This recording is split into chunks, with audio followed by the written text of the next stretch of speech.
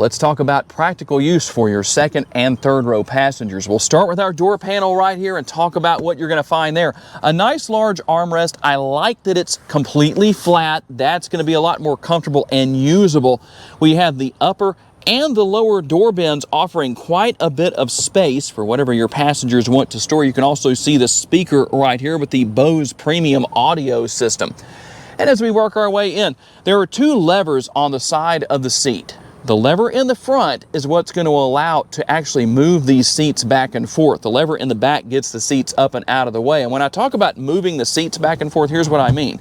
You can actually increase leg space for third row passengers, although it's not terribly lacking back there. So first of all, we're going to pull the lever once and then twice, that back lever. That allows me to hop into the third row right here. So we're going to hop in just like this, bring that seat down, bring that up. Now, it's not all the way back, but if it were, it'd come to about right here. But as you can see, there is the potential for a lot of leg space for your third row passengers. I like the fact that up here, we're going to have the air conditioning vents very close to your passengers. So whether it's a cold day and they need the heat or a hot day and they need the cool, it's going to get to them nice and fast. And we're going to find our cup holder right here, a little bit of storage space behind that, and a USB port. Going to have that on both sides. But what do you do if the passengers forget about who's sitting back here in the third row and they don't want to get out through the pass-through right here? There's actually a very simple way to deal with this. There's a button right down here. You can see it right there. And when you hit that button, here's what is going to happen. I'm going to hit that button one time. The seat's going to get down. Then I hit it a second time and the seat gets up and out of the way, and now I can get right out. As promised, we've opened the shade for the panoramic sunroof so you can see that. That front portion will open, and obviously you can draw the shade back and forth as needed. Something else that's going to be nice here, shouldn't be a surprise, but it is here, so we're going to show it to you. The dual screens on the back of each seat, mounted on the headrests, very easy to deal with.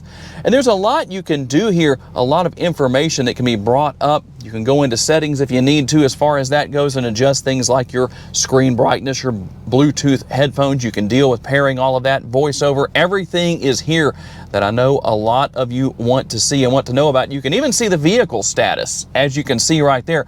So you can see how fast you're going. That might be kind of scary for some people riding in the back seat. I know when I'm driving, it's not scary. It's scary when you're in the passenger seat, right? But you can see what all is there and see that we have more than enough fuel for our test drive, which we're definitely going to do.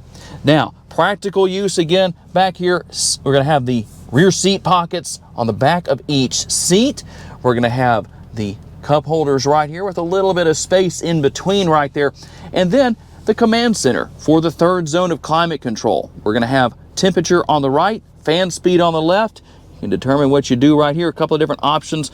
Heated seats for the middle row passengers with these captain's chairs. We're going to have our USB ports and one more of those power outlets right there. One more thing that is here I might as well talk about is the armrest. It works pretty well. I do wish it was a little bit longer. Personally, I always like to make that point in my videos because my hand is still hanging off right here. In fact, it would be perfect if any of the GM engineers are watching. Make it as tall as the seat back right here, and then it's right.